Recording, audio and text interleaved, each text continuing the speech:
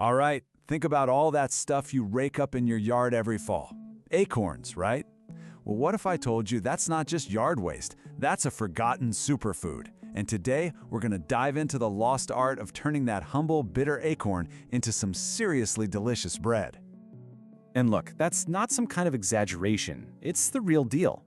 For most of human history all over the world, acorns were a huge deal. I'm talking as important as wheat or corn.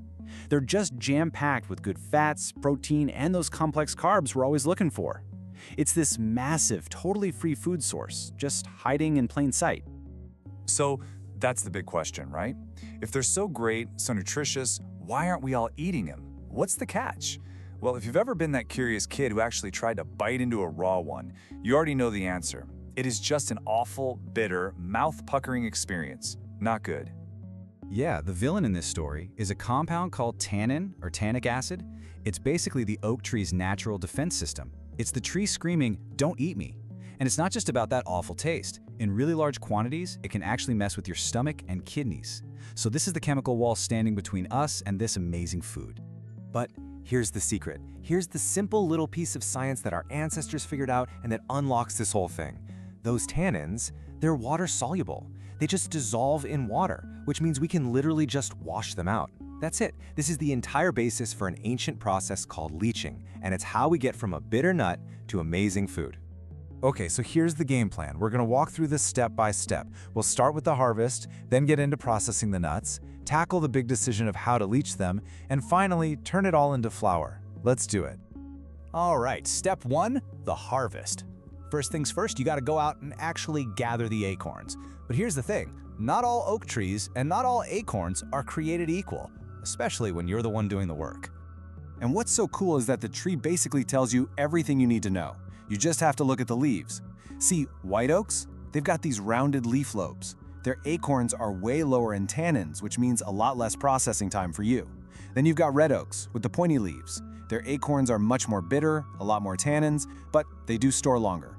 Honestly, if you're just starting out, do yourself a favor and go for the white oaks. Okay, as soon as you get your haul home, you have to do this. It's called the float test, and it's such a simple way to check for quality. Just dump all your acorns into a bucket of water.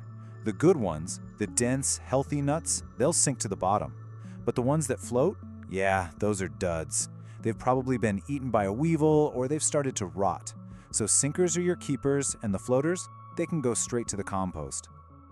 All right, so you've sorted out all the good acorns. Now we've got to get them ready for that leaching process.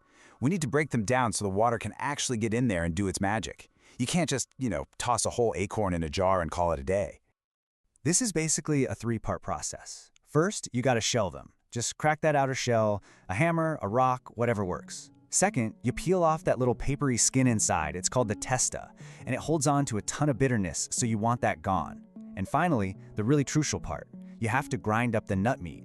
The smaller the pieces, the more surface area the water can hit, and the faster those tannins are gonna wash right out. And now we've come to probably the most important decision in the whole process. How you choose to leach your acorns. That's going to determine what you can actually do with them in the kitchen. And this isn't just about, which way is faster. This is about food science. Okay, let's break this down, because this is super important. You've got two choices, cold or hot. With cold leaching, it's slow. It can take days, but it preserves the natural starches. Those starches act like a binder, kind of like gluten. So if you want to make flour for bread or pancakes, you absolutely have to go with the cold method. Now, hot leaching is way faster. We're talking just a few hours, but the heat cooks the starch, and that completely destroys its binding power. So what you're left with is great for things like porridge or adding to a stew, but if you try to bake a loaf of bread with it, it's just going to crumble into sand, no binding at all. So if you're going for that perfect baking flour, you've got to be patient. You take your ground up acorn meal, put it in a big jar and fill it with cold water. Then pop it in the fridge so it doesn't ferment. You'll see the water turn this dark, tea-like brown. That's the tannins coming out. That's what you want. So every day you just carefully pour off that brown water, refill it with fresh, cold water, and put it back. You keep doing this until the water stays clear. A little taste test, no bitterness at all, and you know you've nailed it. Okay, now for the fast and furious hot method. You're gonna get your acorn meal into a pot of boiling water and let it go for about half an hour. But, and this is the absolute key, you need to have a second pot of water already at a full rolling boil right next to it. When the timer goes off, you strain the acorns out of that first pot of dark, nasty water and immediately, I mean immediately, dump them into the second pot of clean, boiling water. You'll repeat that a few times until the water's clear. And listen up, because this is the one mistake you absolutely cannot make. If you take those hot acorns and drop them into cold water, or even just room temperature water, the shock will literally lock those tannins in forever. They will be permanently bitter. There's no coming back from it. You can't fix it. So remember, always, always go from hot water to hot water. Okay, you did it. You leached the acorns. The bitterness is gone. What you have now is this wet mush, kind of like oatmeal. But the clock is ticking. You need to get this stuff dry and fast, because if you just leave it sitting like this, it'll start to mold in about a day. So to finish up, just spread that wet meal out really thin on a baking sheet. You can let it dry in the sun, use a dehydrator, or just put your oven on its absolute lowest setting.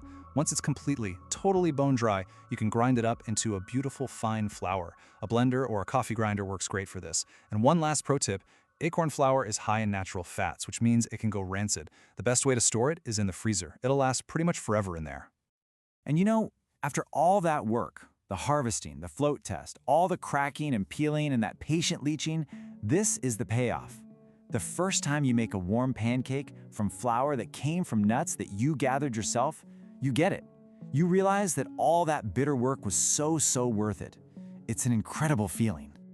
So yeah, the next time you're out for a walk and you see an oak tree, maybe you'll see it a little differently. It really makes you wonder, doesn't it?